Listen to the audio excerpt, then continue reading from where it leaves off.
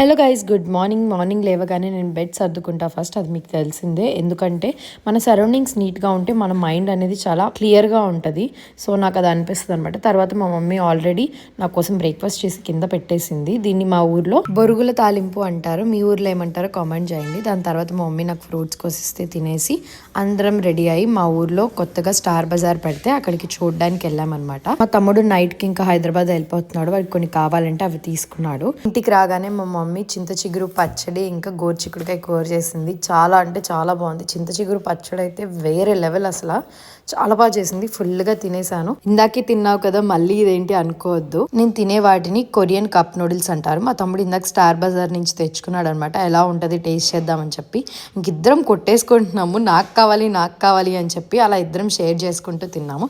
This is the best thing in my day. ఇంకా రాజు నైట్కి వెళ్ళిపోయాడు అనమాట. మా మమ్మీ రాళ్ళగుండకాయ కర్రీ చేస్తే ఫుల్గా తిన్నాను. ఎవరు చేసినా నీ కర్రీ తిన్ను, మా మమ్మీ చేస్తేనే తింటా. అలా నా డే ఎండ్ చేశా.